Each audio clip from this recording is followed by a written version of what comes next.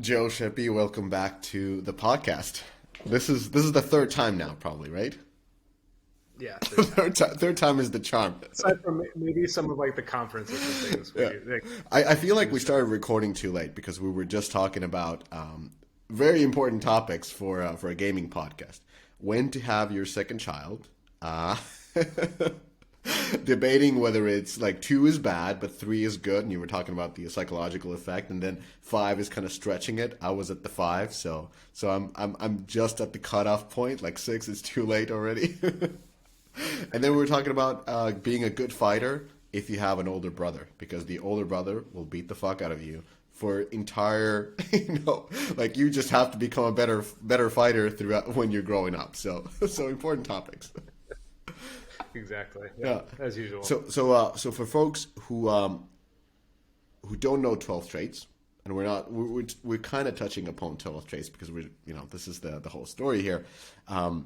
I'll just give my quick spiel so that you don't have to self promote your company. I will promote it for you. I know self promoting your own company is always weird.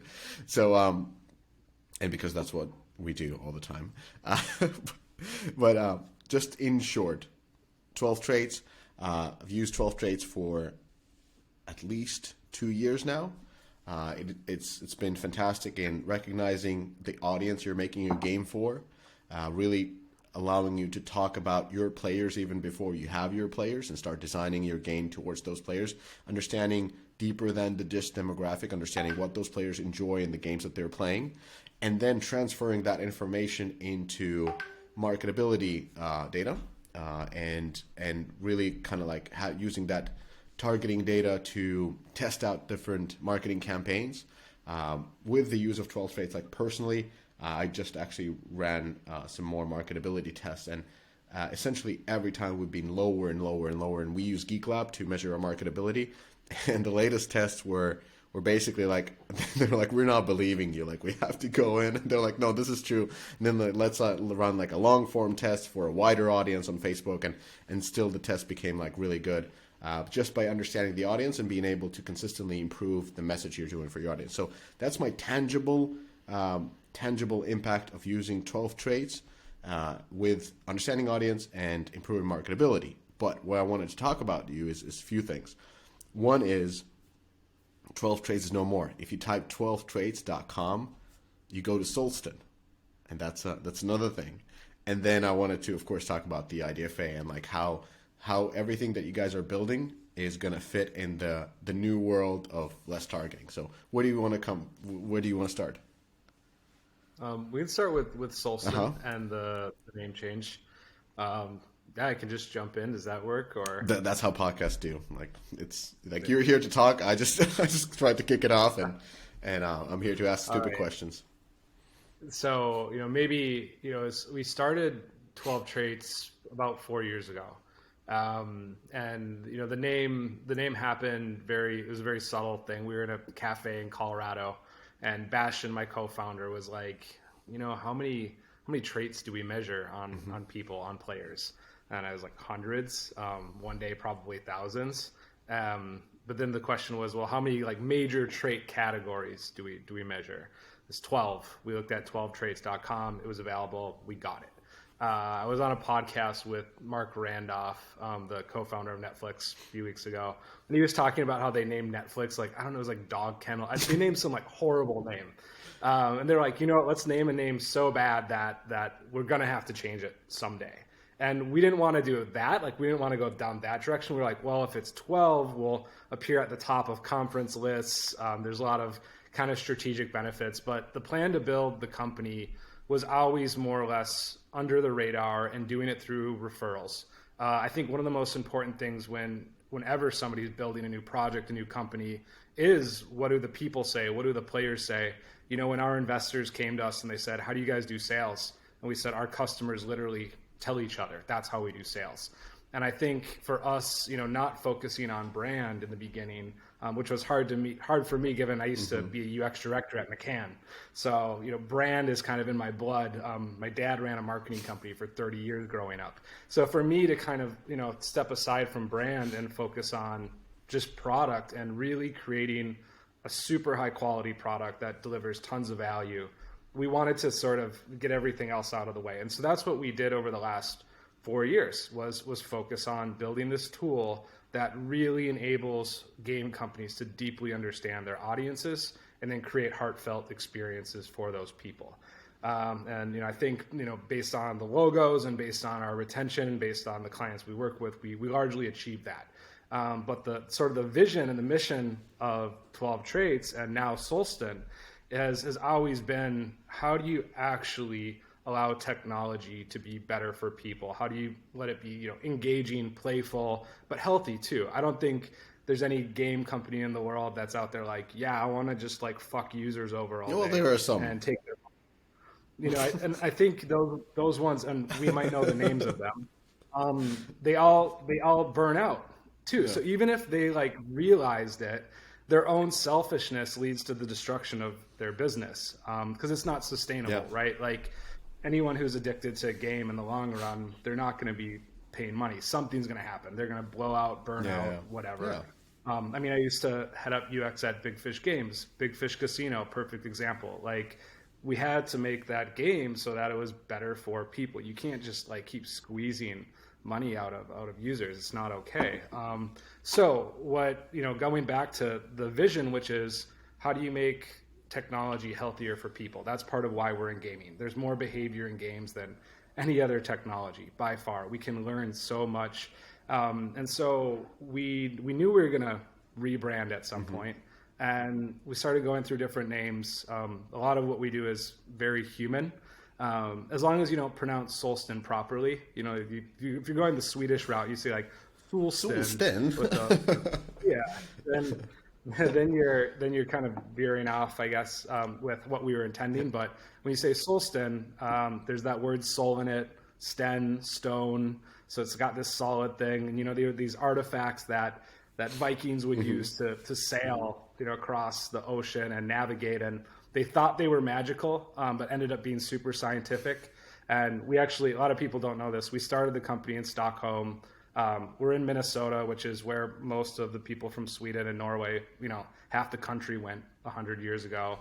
So there's kind of this like Nordic past that's there, and it's kind of an ode to that. You have Vikings there too, in Minnesota. Yeah, they came. The football team. Yeah. Well, you still have like this is a little side topic, but communities in Minnesota that linguists will study to learn like Swedish and Norwegian from, because it's like still the Norwegian from like 100 years ago.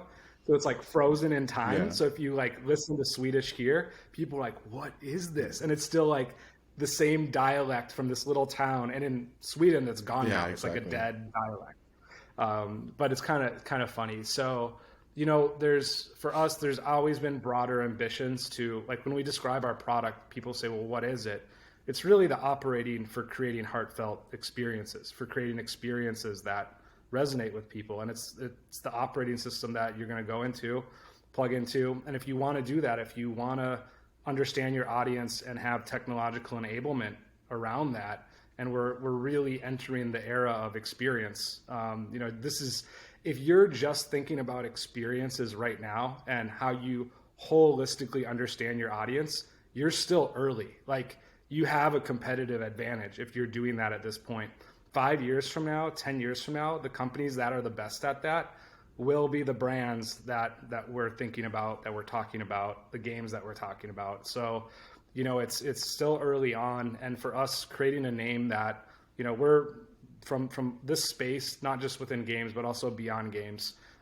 It's important for us that there is a voice and a company that's not just there for business enablement, but also there for the players and the users, to make sure they're anonymous, to make sure they're getting treated well, that they're in control of their experience. And so we're starting to launch more and more products along different verticals, and 12 Traits just didn't really encompass all that. So that's part of the rebrand. So now. Rebrand is the rebrand, like, is it only about new name? Because when I was going through the rebranded site, there's other, like, you've bundled new products. So you have Traits, you got Frequency, you got Navigator. So I believe I've been using Traits for a good time now. So that is where you can kind of see, like, go deeper on the players and segment your players into various how do I call it, like player profiles, and then you can have those profiles, and then you can see like what is the value of each profile, and then you can go deeper in terms of like what's their lifetime value, and then you can go deeper into like, let's say you have 15% of this very valuable profile, then you can kind of go deeper into that, understand what are the traits of those players, where they usually tend to live, what is their sex, it's like whether it's mainly male or whether it's mainly female, and then going deeper into understanding what type of a things they tend to like and what type of things they don't like. So for example, I can't. They use very nice English words, which just disappear. But I just remember like there's very detailed hints of like, okay, this person would like to have a calm zone where you preferably have water and something green, and that is usually the lobby. Like you have to focus on building this sort of a tranquility, and it plays together with does this person play, why do they play, with what kind of a social element they want to have. So it goes very, very, very to like a minutia of things of how you can affect. So that's the traits part, and then with the navigator. What we've used Navigator for is there's a lot of studies, like you have your own taxonomy, which is actually really good. And I've actually, picked up some points from your taxonomy as I've been updating our taxonomy. And for example, I'm of course looking at shooter audiences, and you have it broken down into everything like first person shooters, tactical shooters, vehicular shooters, battle royales, looter shooters, you name it. And then you can kind of start pulling out those audiences that are already being investigated. So you just pull out those audiences, and we're talking about PC players, console players, mobile players, and then you can start pulling them in. So when you are making a game for a specific genre, or you're trying to create a new genre, you're looking at these audiences that exist, and then you're saying like, we were going to target here. And it's not just that you're drawing a circle of these games make 300 million a year and these game makes 250 million a year. We're going to be smack in the middle, and we're going to be 150 million. It's just like, this is the type of math that I usually see in the decks. But in your navigator tool, I was able to look at all these different shooter games and kind of start thinking about like, how should we approach in order to cater to the players who are currently playing these type of games. I don't know if I was correct with traits and navigator, but what's frequency about? Yeah, definitely pretty spot on. I mean, traits is, you summarized it well, and maybe back to the brand, 12 traits. We just cut off the 12. So traits is basically 12 traits. It's that tool that you're going to deeply understand your audience psychologically, which is so important because people still mistake behavior and psychology for the same thing. Like obviously they're related, but my behavior is not my cognition. And people's brains, so their personality, their motivations, all these things, like that's traits that's really going to let us understand the audience so well. And what you were referring to with environments, we know the different personality traits or the different motivations, so we know which mechanics resonate with them because we're hooked into so much behavior data from games. So we can tell people, hey, this type of mechanic or this type of environment or this type of thing. So it's really that we're like the one tool in gaming, traits is that you can actually start to know, well, what do I do? Like I got this data, but so what? So I think, so that's traits. Navigator, nailed it. A lot of people use Navigator simply they just come to us and say, hey, we're making a new game. It's kind of this, mixed with that. You can give us any parameters, or you can just come in and say, we're in the 4X category. We want to see who that is. So you can either go from a taxonomic perspective, or you can just throw parameters at us, or even brands. I mean, we recently had someone came to us, hey, we're going to do Monopoly times Solitaire. We bought the IP, and now that game's out. It's doing really, really well. That's Mobilityware. So shout out to those guys. Like they use Navigator from day one to say, do we actually have an audience? Are there people that like the brand Monopoly and play? We're just kind of guessing. And it turned out that people that just loved the Monopoly brand, the second highest video game they played was a solitaire game. So they're like, all right, what's next now? But that game's been kind of top 10 here and there. So it's been doing well. But and I don't know which part of the App Store that was. I remember seeing it like a few weeks ago, though. It's doing well. So It's Navigator, making money. Let's say. yeah, It's having happy users. Exactly. And, so Navigator allows you to really understand any audience, prospective audience. And a big part of that is we basically have the largest psych database that I know of in the world at the moment. So it's pretty much representative of the whole gaming market. And then frequency. So this is where, Solsten comes in, where we're starting to verticalize all these different products. And frequency was something that we knew we needed to do no matter what, because we're coming out and saying, we want to help experiences be more playful, more engaging, better, healthier. We want to do all this. And obviously in experiences, you have the experiencer, which is a congregation of all of our psychological attributes, our traits, our culture, all these things that make us who we are, the experiencer. And then there's the experience. And most of our experiences are visual, right? Our occipital lobe is the largest part of our brain. It makes up 30% of our brain. It's just dedicated to visual processing. So images, what happens visually, videos, all these sorts of things. So what we knew from a learning perspective, and we started actually building frequency over 2 years ago on the data science side. So we would look at different ads, we would look at different videos, we would look at different visual files, and we would understand the experiencer, what psychological traits does that person have, and what visual things do they resonate with. And I think resonance is an important word because there's different things that make up resonance. A lot of what marketing has focused on, for example, over the past 10 years, has just been relevance. Like, is this relevant to you right now? Can we get that person to click on a relevant thing? But relevance, like, there's things we look at or that, attract us or they're novel. That doesn't mean that we're actually going to, let's translate this to games, install the game and play it over a long period of time. Like, we have companies we work with that are like, hey, can you figure out why this ad is what can we do? We get more installs from this ad times 50 than any other ad. We're like, well, it's relevant to your audience at the time at which they click on it and install, but it actually doesn't resonate with them fully. And resonance is going to predict whether the person installs and plays the game over a long period of time, because they're like, this ad, the ROAS on it, it's dirt. Like, we get tons of installs, but, and it's like, well, everybody in the world, we're all looking for different experiences. We're all looking for different products. And as an industry as a whole, we're doing a disservice when we route people to the wrong products and the wrong places too. And so for us with frequency, what frequency is it's effectively a creative asset manager that is tied to your actual audience. And what's so profound and special about that, if you go back to, let's just say the 1950s, when you used to make let's just focus on ads because it does a lot more than ads. But when you're in the 1950s and you're going to make an ad, you're making something for an audience that you really needed to understand. There was no targeting. There was no like, do we put this on TV? Do we put this on a billboard? I don't know. But how that targeting happened was through the creative. That's how the targeting happened. Someone saw it and they go, oh, cool. That product looks like me. That feels like me. And the creative can exclude certain people, right? You can say this, you can literally put an ad. This is not for X. And sometimes that might actually attract the exact person, like smoking, tobacco did that for a long time. Like, don't do this. Like the same reason why fail ads, maybe tend to work too.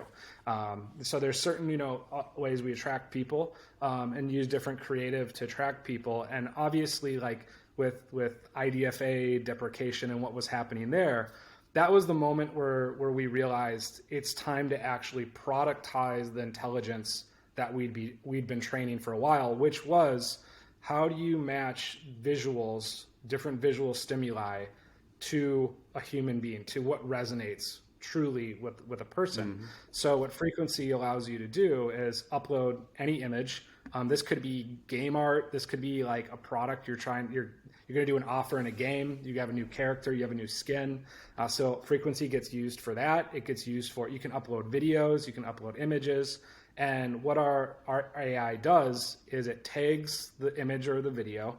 So, person, running, sunset, cart, it does all that automatically for you. So already it's kind of like Google Drive on steroids. Maybe there's a similar company out there called Brandfolder, who some game companies work with, who have a lot of assets, but it really allows you to just organize, search, find assets much more quickly. So just already, it's really helpful. So there. you could build creatives in frequency. So you can't build it in frequency, but you can. So think of it as like Google Drive. Like you can upload, but what it does is the AI tags everything for you. It organizes it all. So like if you were like, what's that one that we used that one time? It's like that blue roller coaster. You could type in blue and it would just find it like that, because it's all hooked up to it's using image recognition to figure out what's all in the different videos.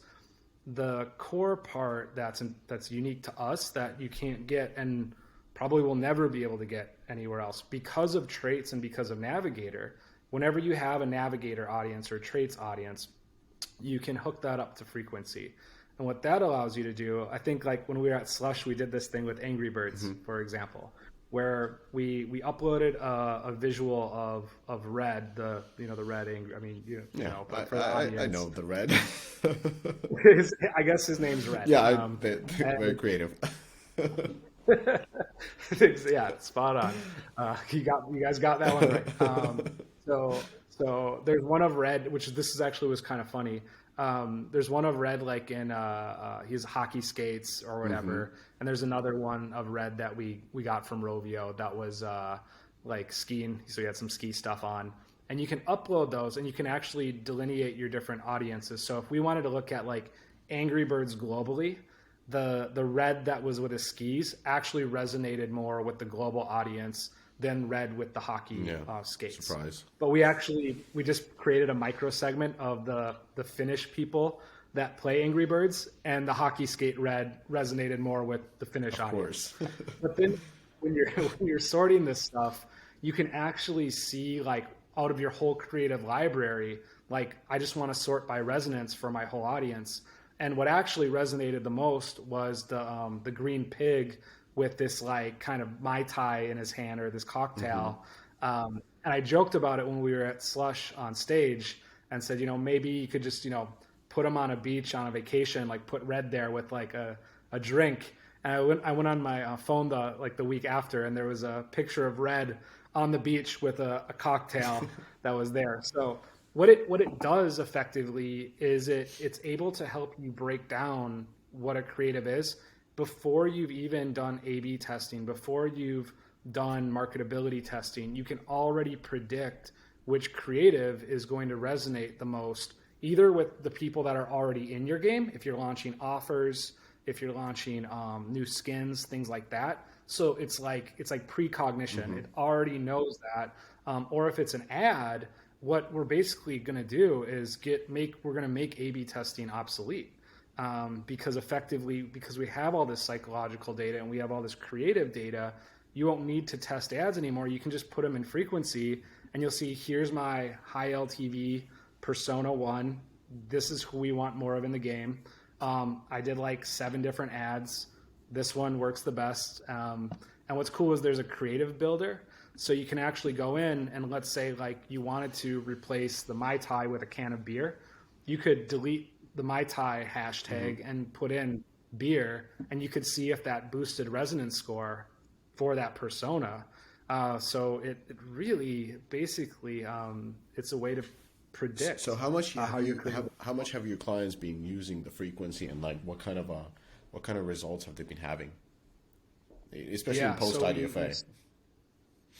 Yeah, so pre-IDFA, we already knew this was going to be super valuable for the sheer fact that I think it's like, according to Nielsen, it's like the upper 40s, 40% that ROI comes from creative optimization.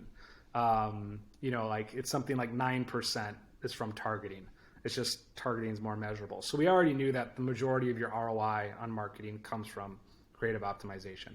So we started this out as sort of a secret project with a few, I can't name the names, but it's a few of the bigger mobile game companies.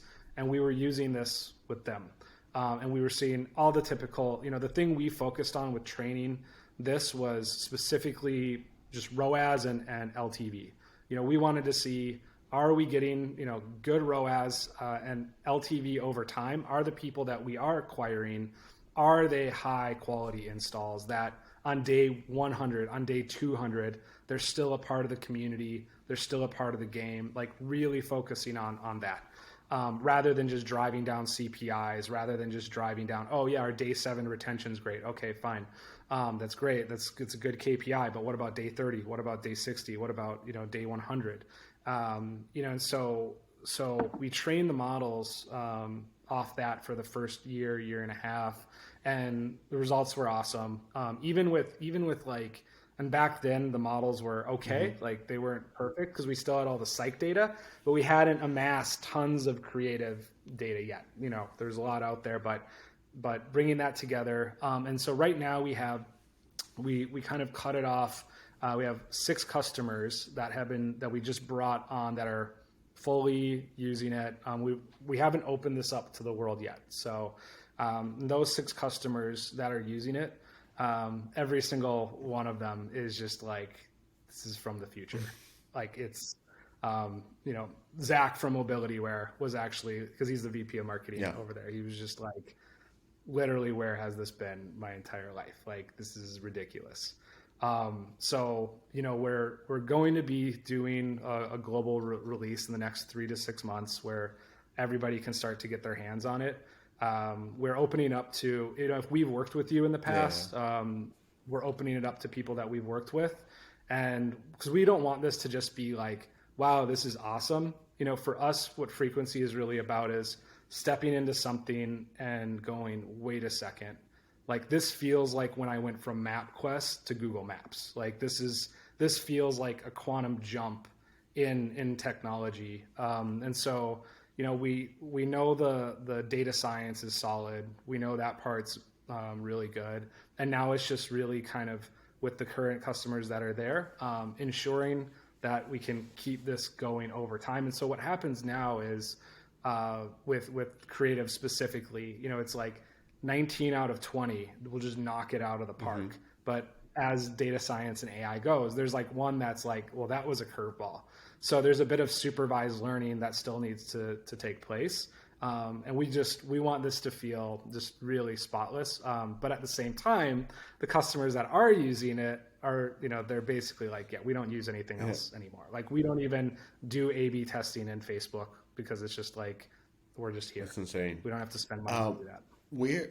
So one thing that's always, people keep asking is like, where do you get this data from? Like, how come you have so much player data from so many different platforms and literally all the games? Like where do you get this? And that is the source for the frequency and navigator, of course. Yep. So what's unique about Solsten is kind of the trust that we've been able to build across the industry, and not just with game companies, but also with players. So we do direct psychological assessment with players. So we create an anonymous ID for that person. We don't know anything about them in real life.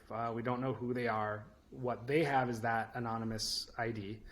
So hypothetically speaking, let's say you were playing Candy Crush and you were also playing Call of Duty, and we are working with both those games, and we see your psychological profile. Like we don't know it's Mishka. We don't know who you are. We don't know your name. Only you control your ID. But what we would know is that it's the same person, because no two people have the same psychological identity. Your culture, your personality, your motivations, your values. By the time we've measured all those things, and if you look at our team, we literally have the best and most published people in the world that do that stuff at Solsten. And so, it's a very hard science, but it's an incredible science when you're good at it. And it's something that we're getting consistently better and better and better. So every game that we work with, every live game, when you use traits, we assess those audiences, and we work outside of gaming too. So we work with some big companies that are not in gaming, and every time that person is measured, game companies you guys always own all of your data. We don't own from a GDPR side, we're always a processor there. We don't own it. If you want to use it for connecting to predict, players and the people that didn't take the questionnaires, like that's part of our system and traits, which is amazing because you can really understand like, hey, I want to send out an offer to the altruistic people in our game. And okay, 19% of your audience is altruistic. Buy this, weapon and help your friends win the next battle. Or everybody in the guild gets X. Yeah, it makes it so straightforward. Or like, we have companies that route to different like IPs in their game. They're like, these people, these psychological, IDs, identifiers, their favorite brand is X. Okay, cool. Let's route them to when we're doing a collab with that brand. It just makes it like so straightforward. But what we do so all of our data is first party direct from the player. And that's, so we don't do scraping. We're not collecting stuff from online repositories. And that's what makes it so efficacious. Like when people do things and they go, wait, it just worked. Well, of course it just worked because that ID that you're sending that offer to is actually altruistic. It's not a guess that ID is altruistic. It's a fact that is an altruistic person. So if I say, beat the crap out of your enemies and get this, new gun, like if they're not competitive or dominant, that's not really going to be an interesting proposition to them. But if it's like help your guild and they're low on individualism, so they have like I could put in parameters, low on individualism, so they're collective, they like the group, and high on altruism, help your guild, help your group, and that's my value proposition, and it only goes out to the IDs. Everybody in your game is going to be happier now because they're all only getting stuff that's not just relevant but resonant to them too, because it's resonant because it's a part of who they are. Like if you're a competitive person by nature, like you don't just wake up tomorrow and be like, oh, not competitive anymore. Like we all know someone in our life, whether it is a younger brother or sibling or someone who is super competitive. You can't beat that out of them. It's a part of who they are. And that's what traits does, right? It doesn't measure soft stuff. It measures the things that are like quintessential to who we are. And that's part of why it's so efficacious when it does get used. So, from a data perspective, what we've done over the last 4 years is every time we measure a person, that goes into our database. And it's kind of like an anonymous amorphous brain. So it's never looking at individuals. It's constantly, it clusters around psychological similarity, kind of like the Harry Potter sorting hat. We actually have a patent on that. We have the patent on the ability to put people in groups psychologically based on similar psych traits. So that is sort of how there's this herd immunity, because at the end of the day, people don't purchase things as individuals, right? They purchase things as groups. Yeah, exactly. That's why we have social games. Exactly. So it's even like hyper personalization. The data, like, I think I might have said this before, it's not like a dirty secret, but if you talk to companies that do personalization work, like in the past, I was talking to someone at PlayFab and we both they're like, yeah, we know that too. When you really hyper personalize, it tends to work less than when you personalize around a psychologically or like-minded group of people, because that group of people is going to share it between each other. It's going to have social value. It's much more interesting. So, when you go into traits dashboard, you don't get to see individual IDs. Like we protect the individual. But what you will see is, just like Harry Potter, maybe you go into your game and there's like 6 groups that are there. Yeah. And this group is courageous and this group is, they value time and resources or something. Like it's really figuring out what's, unique to those different groups. And that's so much more powerful than behavioral segmentation. Like you and I are both behaving. We're just on a podcast right now, and we could go on Instagram after this and have an offer to get podcast microphones or something. Hope not. I have too many of those already. Yeah, right. Like it's something we behaviorally do, but it's not, it's not as interesting to our values. Like you can figure out behaviors, through values. Like And I know that, you like to lift every now and Yeah, then. because we're Instagram friends. My profile, by the way, is luckily closed. I got a lot of requests. I don't accept those who I don't know because they get afraid. Exactly. Yeah, but that's a behavior that you Yeah. do. But you have a personality and values and motivators that if we put those together, we could easily know that it's likely that behavior happens if you string together, the essences of who you are. One So, thing that I wanted yeah. to ask you was how easy it is to get this, like to get game teams use Solstice. Solsten. I Yeah, always want it's to say solstice. I don't know why. It kind of rolls out of my mouth, the solstice. Solsten. Solsten. Yeah, it's a more common word. I did learn that in East Iceland from one of our employees. He used to be the UX researcher at CCP over in. We work with those guys too. But he said one of the biggest Solsten mines is actually in Eastern Iceland. So that's like maybe I don't know if that helps, but But here, there's no solstice mines yeah, in because Iceland. here's the thing: like you guys have so much information, so much data, and having worked on the game team side, it's like we get this stuff coming in left and right, and like especially the player research departments are more often used as like stampers inside the company. Yeah. It's like, can you stamp that this is fine? And they would come in or they would help you do, their FATUIs or some player research stuff that they're doing. Customer like, yeah, thanks. This is really for the executive. So thanks for that. Yeah, yeah. I think when we look at across our entire portfolio of companies and all the different companies that we're working with, what's fascinating because we work with all the big guys down to 8-person venture-backed studios, and the thing that we do, I think, pretty well is, and also just because we have a lot of people who've been in the industry and we've seen it, is coming in and use case specific say, okay, what is the one thing right now that you need to get better at or do better at? And then that helps us first pick a product vertical.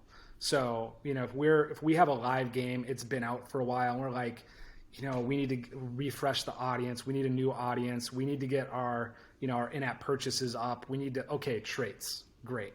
And then within that, we can start to dive and we just like go there. If someone's like, I'm making a new game, I'm considering using this IP, considering not using IP, or I'm thinking about this art style, or I'm thinking about this thing, great, Navigator, let's go. Or it's like, all this IDFA stuff, we're still lost. Like, we're trying to get back to where we were before, or we're trying to improve our marketing, or we're trying to improve our ROAS. Like, or just what do we do there? Frequency, boom.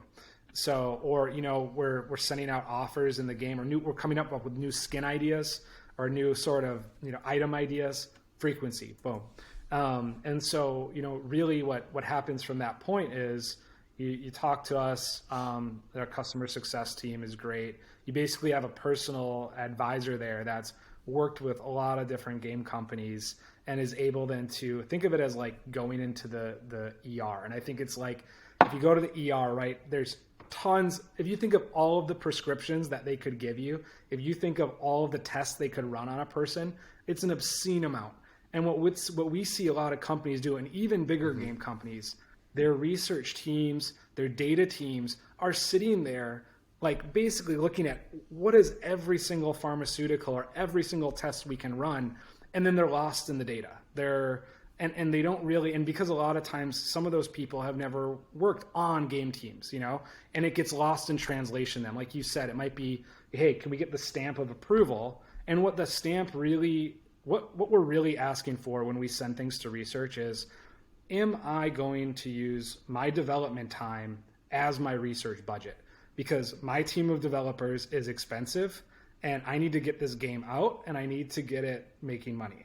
And what we don't want is to use that time to only find out, a year later, I was talking with Visa, over at Supercell about Brawl Stars. Like, that game was in soft launch for 500 days.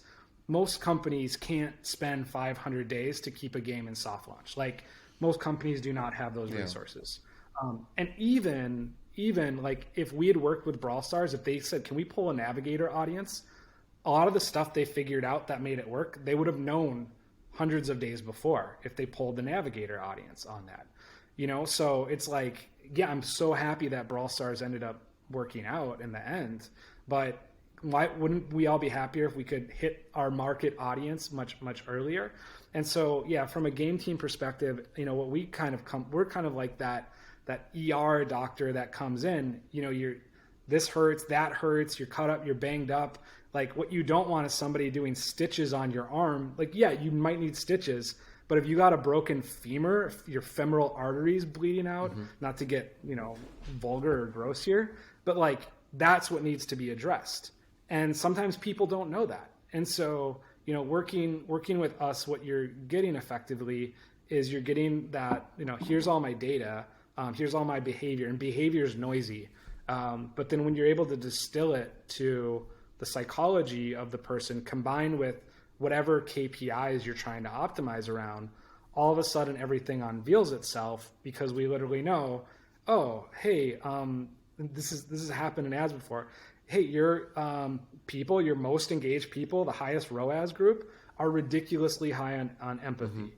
Out of all the different traits they have, and we know that ads that have lots of facial expressions with people that have high empathy get way better ROAS. So something that simple, it can be literally that simple. Or I know I'm bringing up Zach again here because he's given us permission to talk. So that's, but like, with back in the day when we were working with Dragonvale, and he was like, this game's been around for 8 years. We have all the data in the world on this game. And I just went into your guys' tool, looked at the different personas, went to the highest LTV group. I looked at their top values. They were caring and family. And I was like, what if we just put together Baby Dragon with a family being cared about? Just that. He's like, I didn't even need to. And they got 34% uplift in conversions on their app page on top of anything they'd done in the past 8 years. Like, this is like peak times of Dragonvale too. So, that just shows you right there, like, it can literally be, it cuts through the data to now what, what can we do? And on the simplicity side of things, that's our job to say, okay, what are you guys trying to achieve or accomplish? Here's the correct product vertical to start. And then here's the correct use case. And then from there, for us, we have pretty much we have negative churn. So as a company, we have negative churn, meaning we're upselling and less people are leaving than are here. Like, our same customers that were here for when we had our prototype 4 years ago, most of them are all still customers. And what ends up typically happening is there's a success case that is like, okay, I can put value, I can put money to this. Holy crap. What else? And it's kind of like, okay, now we fixed the femoral artery. We're not bleeding out anymore. Maybe you can not just do the stitches here, but maybe you could take these supplements. Maybe you could, and it's a holistic sort of approach towards not just your game, but your actual company. Like, what we do, it's informed portfolio strategies at some of the top, game developers. Like, what IPs do we acquire? What kind of spaces do we double down in? So it's really like, it doesn't sort of, your audience never has an end. It's your niche, you're the creator, you're the creative. And the deeper you understand your audience, and then have the cool part about Solsten is we have tools that enable you to do it then. It's not just like, here's information. It's now here's technological enablement built around that. But the deeper you understand your audience, full stop, you will win your market. Like, if you understand your audience better than anyone else and then can serve them, that's the second part. If you can do those two things, you'll win. You can't lose. So who's the like, one of the questions that I get is like, who's the audience for Solsten? Like, who are you approaching with? Because big game companies tend to have all of these kind of factors covered. Like, they have their marketing team, and of course marketing team is always looking for whatever tools they can use to improve their targeting, to improve their ROAS, to decrease their CPIs, to increase their IPMs, et cetera, et cetera.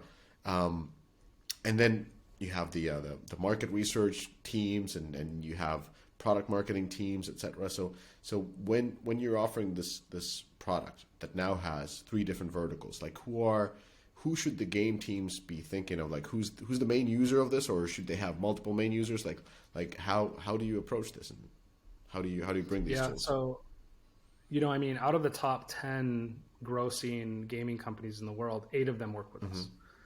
So the reality is what typically happens, and we have like open pricing schedules with a lot of these like a menu, where they can come in and select the different things that are there.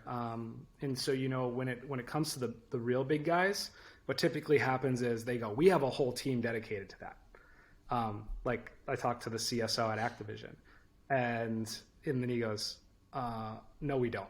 And we've thought about things like this before, but this is like, you guys actually are doing it.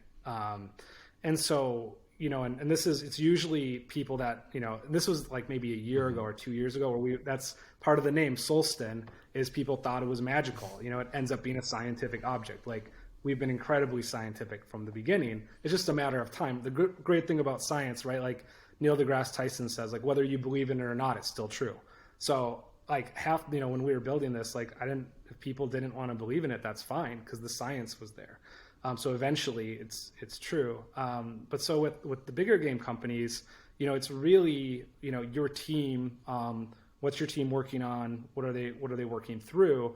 And what we typically enable is, if you're on consumer insight, if you're in marketing, if you're in product development, what we're actually enabling you to do is focus on the stuff you do best, being creative, doing customer insight work. It's really automating a lot of things that, are really, really hard to do.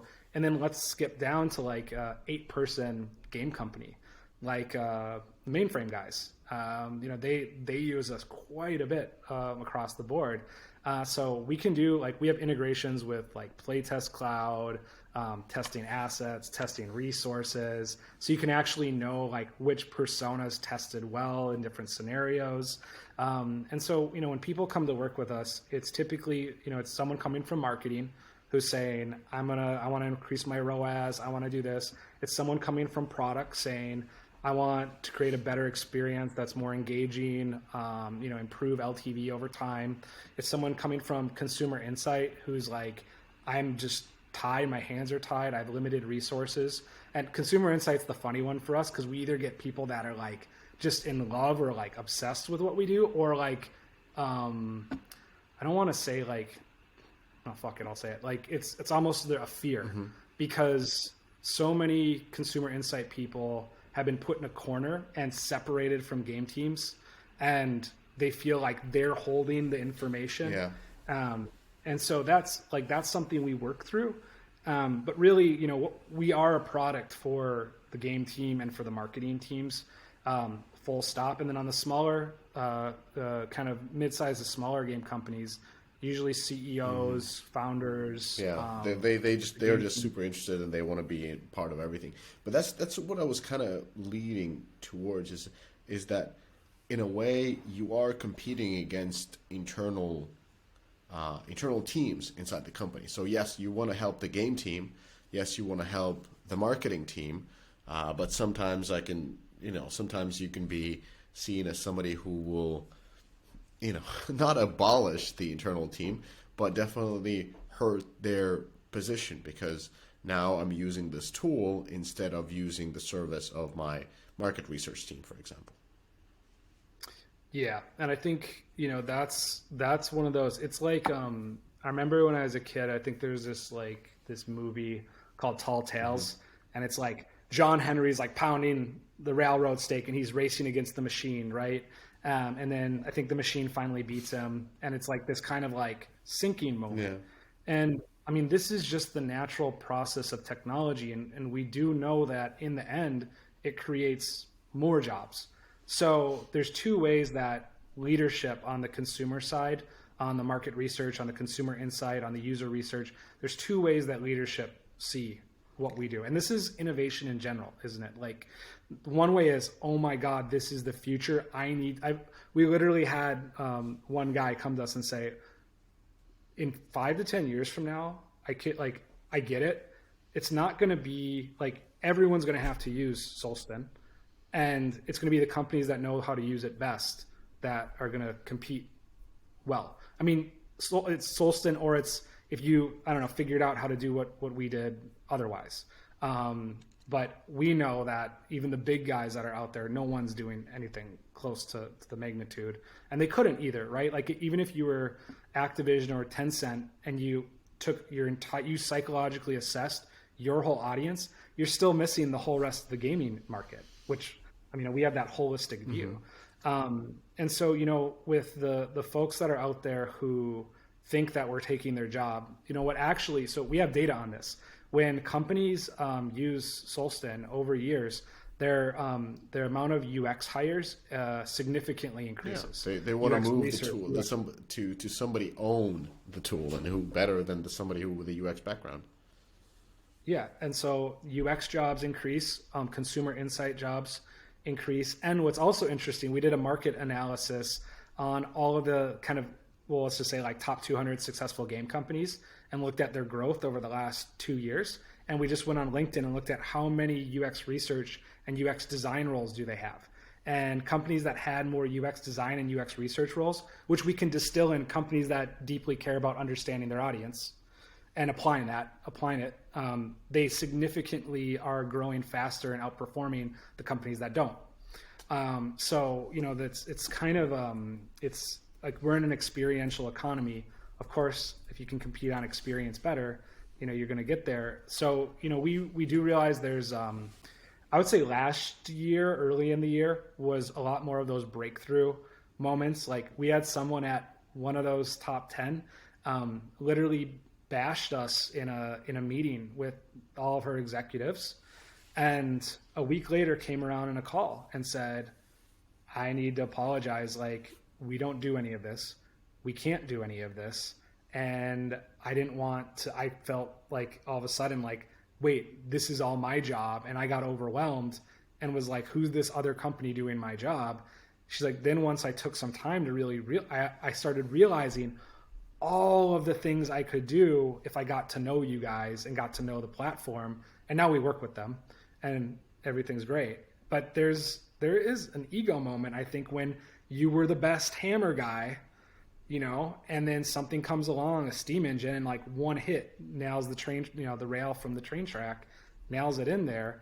And then, it's the reality, the end of this is there's going to be more consumer insight. There's going to be more audience insight. There's going to be job roles because of Solsten that we can't even think of today, like experience architects, and the real-time type stuff that only a few companies have done in the past. Like, when Game of War was at its peak, they were making real-time adjustments in the game and managing the experience of players. Well, to some extent, this is also the company that had to launch every game under a different name for somewhat reason.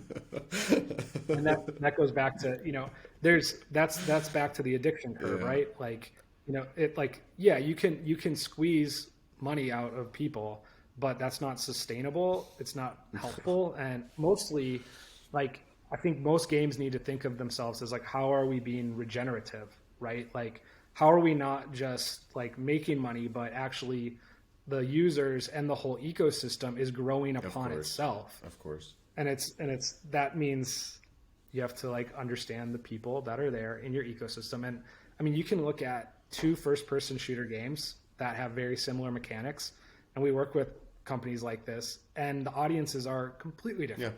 Yeah. Like there's not, and you get people who, like, we had one guy, everyone's heard this quote, like, I am the player, like I play, I am the user, and I always say 2 things. Like, one, even if you're psychologically most similar to the highest engaged group in that, by the sheer fact that you're making it, you're no longer the user, which that's very, very rare that person fits into that group.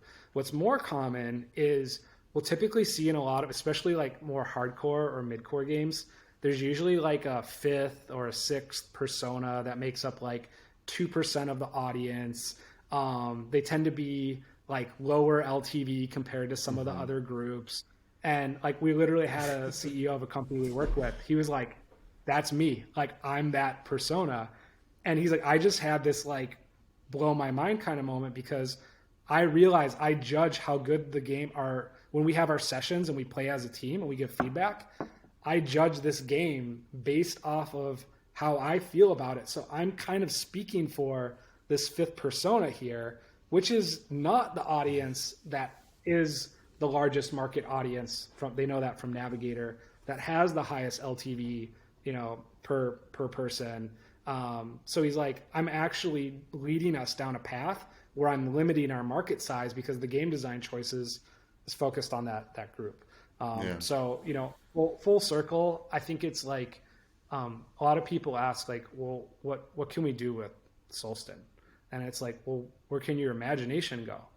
And I think that especially on some of the consumer insight sides, we're limited to the imaginations of the people. And I think it's part of our job to help expand that imagination of people. Like maybe like shout out to Axel, who leads user research he's a director of user research at Mythical. Like he's one of those consumer insight type people that imagination is not lacking. Yeah. The guy literally could probably start hiring, if you gave him a budget to start hiring roles of what he could do with Solsten, like he'd be like a kid in a candy shop. So, I think the opposite problem and the one that we know is going to be the inevitability in the future is now that we can do all these different things, how do we help focus on what's going to have the biggest impact for the company and for the game and for the player in the end? And if we do right, I always tell our investors, like our first customer is the team, because if that's who I care about the most. If my team's not healthy, then we're not going to make good products for people. Our second biggest customer are the players, because at the end of the day, they're the ones getting the experiences, because we're kind of like teamed up with the developer. Our third customer is the developer, and then fourth is the investor, and then the founders, and then we come after. And if we do right by people in that order, we are going to make incredible experiences, and we're going to have an incredible business. Unhappy employees don't make good products. Yeah, that's very true. So for companies kind of looking to work with Solsten, where should they start? Like, I mean, I can tell to the ones who have still games in development or are thinking about entering new games. It's of course starting probably with Navigator.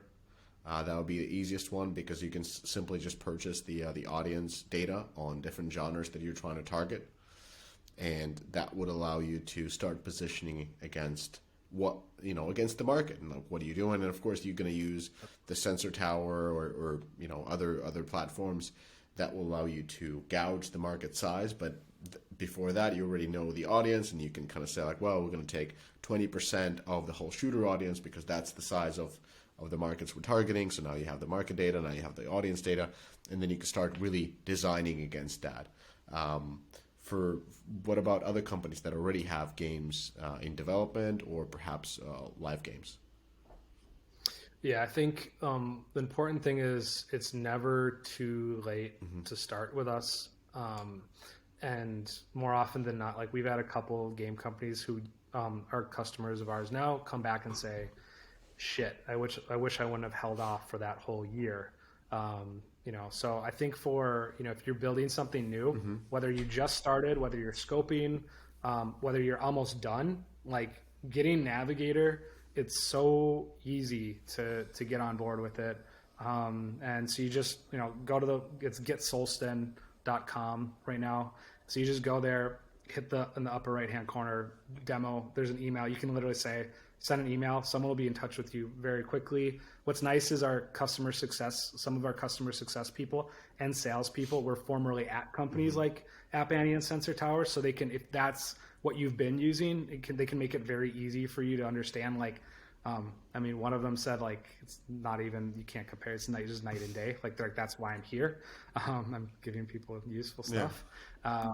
And so it's not that those are not useful in certain contexts, but I think Navigator is the easiest. It's super, super easy to get in, super easy to start. It's typically ROI positive right away. Yeah. And then on traits, if you have a game that's been out there for any amount of time, I can't even I mean, I'm just traits I built for myself when I was heading up UX at Big Fish Games. In a way, you know, it was like I knew this fit into the bigger vision, but just personally, I don't know like how people actually have live games and don't understand their audience psychologically, and not armchair psychology either. Like, you know, so if you have a live game and you've been doing it for a while, it's just like, just reach out to us and we'll get you going. We'll make it work. And then on the marketing side, with Frequency, we're demoing. So, you know, we're showing people what it's like. We're talking through how it fits into your plan, how it fits into your roadmap, and what we're doing there. So same thing, go to getsolsten.com. You can just put you're interested in it for marketing reasons. If marketing's a focus for you guys right now, you know, go there. We'll talk to you. We'll walk you through the product. We'll show you what it does, and we'll get you on the list. So there's a pretty big list right now, and we're rolling it out in order to the people that are basically saying, I want in. You know, and so what we're expecting is in the next 3 to 6 months that more global rollout is going to start. And this is how we've sort of always done things in a limited fashion, but we want to make sure that that's a really good fit for all of our products. Like, we don't work with, if you come to us and say like, we don't really care about our audience, we just want to make more money, we're not interested in working with you. So we've always been, and if you do change your mind that you do care about your audience, then we're very, very interested in working with you. Similar on the marketing front, you know, if you just went from it's post IDFA and like, we don't really care about creative, we just want better numbers, then you're going to get, just a hint, you're going to get back on the list. We really care about like King, for example, their marketing director now for Candy Crush and whatnot, like they hired a guy from a creative agency background. We're seeing more and more of that right now in the gaming industry across our companies we work with, is they're starting to hire marketing execs that have creative backgrounds rather than, you know, we still have the UA and optimization, things like that. But, you know, we want to make sure that, you know, you guys care about it too, because that's where we know that together as a team, we're going to be really, really effective. Like, we don't really see that it's our job to convince people that creative optimization is important. Like, eventually people will figure that out, or that it's important to understand your audience. Like, if you like, and because it's hard to convince people of those kind of things. But yeah, so it's pretty simple. If you go to the email on the upper right hand corner on the webpage, you'll get to talk. And you guys have been busy, because sometimes people connect with me and say like, hey, they don't reply to my emails, and we're talking about like some of the biggest game companies in the world are pinging me like, why hasn't Bashan answered my email? Like, we really want to try the service because you've been talking about it on the podcast. But I'll be honest, like I really like, you know, I was sold the moment that I met you guys, because I came from a point of like, I don't know about this, like why am I even talking about another, because we see so many services. There's so many services being provided. Like, this is the service that will help you to optimize this and that, and it's going to be super easy, and it's going to be, you know, this and that. What I liked about you guys, and especially you, Joe, is like, you've worked in games industry, so it was really easy to connect because you worked actually at a studio, and I think that is invaluable, because most of the companies that offer services have actually never worked at a game company, so they kind of don't understand the structure of a game company and how the decisions are being made. Like you don't have to walk the walk, you don't have to ship a game, but you have to know how the organization works in order to interact with the organization. It's like me, you know, advising an advertising agency. I have no idea how it works. I know that there are ADs and copywriters. That's about it. And the key account managers, because I watched Mad Men. But that's about it. And they make cool shit, maybe. So I think that's really important. And you've always had this sort of a very like a you know, very healthy approach to growth. Like, you haven't grown too fast. You've been focusing on growing your company. And even now, what you're saying, like the type of clients that you're taking on board are specific clients that will also help you guys to grow and improve your product, rather than going for a quick buck and scale. Yeah. I think that's, you know, on a founder on a founder level. Like there's always growing pains to company. It's like we're going to go out and raise a Series B now. And so that's kind of maybe global news, I guess. But I don't know if I should have dropped that, but I dropped it. So now it's a good time for the VCs to connect. Yeah, and part of why that's happening is when we look at growth and sustainable growth and things like that, we just hired, let's see, we have 3 customer success people now. Those people needed to be there like a year ago. Yeah, I agree. And I think we've always it's hard though, like because the same standards that we apply to our that Bastian and I as founders applied to ourselves. We want to make sure that every game company we work with is getting a full white glove service from people that have been in the industry, that understand it, that know it, that are passionate about the product, that are passionate about the customer, about working with all of you guys. And so scaling is tricky, no matter what, and doing it sustainably. And that's for us. We're here like kind of. There's a lot of providers out there like we'll improve your IAPs, we'll improve your CPIs, we'll improve your retention. And everyone's focused on. Yeah, it's like the reality is if we don't do like for us, it's like we're gonna focus on the audience, and what we know every single time without a doubt the results follow. Like you just take that audience first, all the results are gonna come.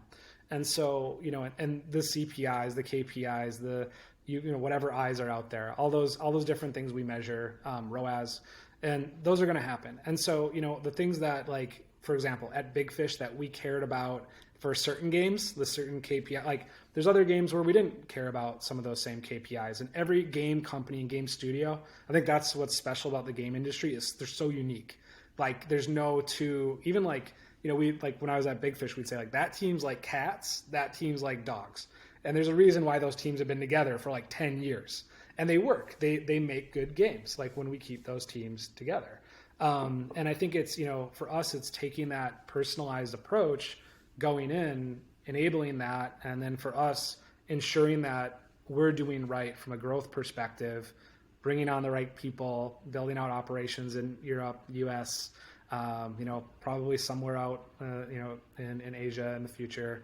But really making sure we're doing that in a scalable way where by the time we do hit more and more mass market, because we are working with some pretty big brands right now outside of gaming that, a lot of what we do, we're so focused on them that we kind of see it like we're the drummer, right? Yeah. Like you're in the background. You guys are the stars, not us. But if you take the drummer out of the band, like all of a sudden rhythm can get lost and things don't sound right. So it's like, we're going to be in the background there for you. And that's, from a rebrand perspective, part of why we didn't do it till now. But yeah, really focusing on this year is going to be about scaling and bringing more and more kind of services to make everything really, really easy for companies to go in and get working. So apologies to everyone out there who's contacted us and took some time. But now we have full-time people that manage email. So that's not an issue anymore. Well, listen, there's so much more we could talk about, and I would talk about unless it was so late here in Helsinki. I need to go to bed. I'm an early sleeper, probably because of having kids. But folks listening to this, like really, as I said, like I've used the service. I've actually invested in 12 Trades originally just because I felt like this was the type of service that I enjoy using, and I feel like it's really powerful. So just letting people know that it's out there as well. And I think what you guys are doing is really amazing. And now with these additional services, I really hope more people kind of give it a go. Especially Navigator is probably the easiest way, and I have a lot of people in the DOF community from various different companies that have jumped on the Navigator, and they're kind of like, okay, now I'm a little bit overwhelmed by the amount of, like, it doesn't give you 3 things that you need to do. It's like you actually have to spend some time in understanding your audiences or your target audiences, or the type of games that you want to compete against. So really suggest you do that, and yeah, and if you like it, like, your retention is pretty high in terms of customers. So I'm pretty comfortable in saying that this is a good service, and at least we'll be using it for foreseeable future. Cool. Thanks, Mishko. All right. Thanks everybody for tuning in, and The link's in the description below. Get Solsten, and that's it. Bye, everybody. Thanks, everyone.